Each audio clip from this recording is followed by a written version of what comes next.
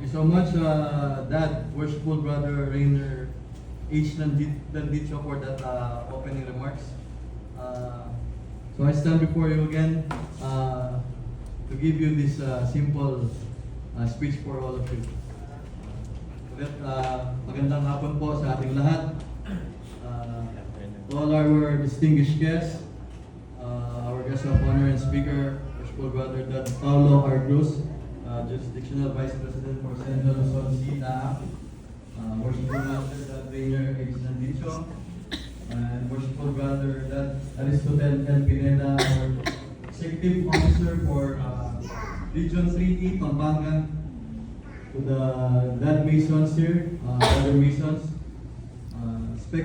respected guests, brethren, fellow alumni, all active Dimolays, family, friends, at sa lahat po ng bumubuo ng Paris Dimolay Alumni Chapter number 31 po.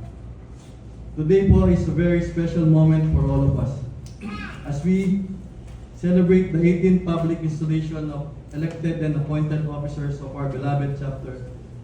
First of all po, gusto kong magpasalamat po sa lahat ng sumuporta at naging parte po ng okasyon na ito, especially to our immediate past president of PEDAC Alumni Chapter, Brother O.P. Pineda. Siya po talaga lahat ng naglakad po ngayon ng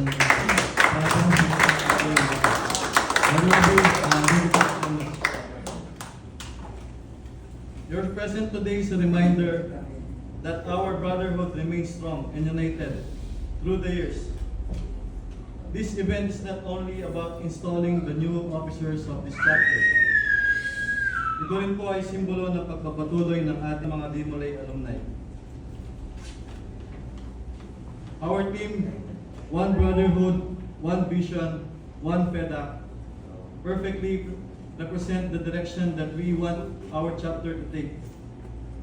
Bakit one brotherhood? Because no matter what life brings us, we remain connected by the same values and teachings we learned in Dimolay. Ang samahan natin ay hindi lang para sa event na ito, ang mga meetings na inatinan natin, ito ay brotherhood na dala natin sa buong buhay natin bilang Dimolay. One vision, because we all share one goal, to strengthen our chapter, support one another, inspire the younger generations, and continue serving our community with integrity and compassion. And lastly po, I would like to thank my family who are all here attend our installation. My wife, sabi nga po ni Worshipful Master, our Dad Rainer H. Landicho, hindi po ito matutuloy kung hindi po niya pinirmahan yung passes ko po kanina, dispensation ko. Baka wala po tayo ngayon dito. Thank you, Mami, for supporting me always.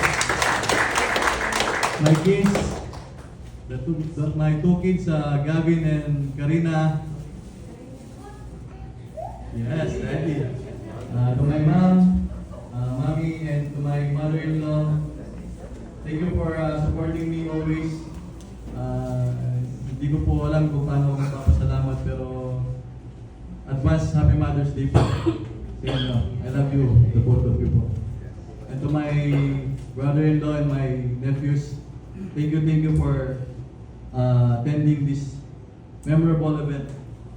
And lastly sa one PEDAC, because we stand together as one family, united in preserving the legacy, honor, purpose of Far East Dimolay Alumni Chapter number 31. To my fellow officers, thank you for accepting the responsibility to lead and serve. Leadership is not about the position or title. It is about the dedication, teamwork, humility, and service to others.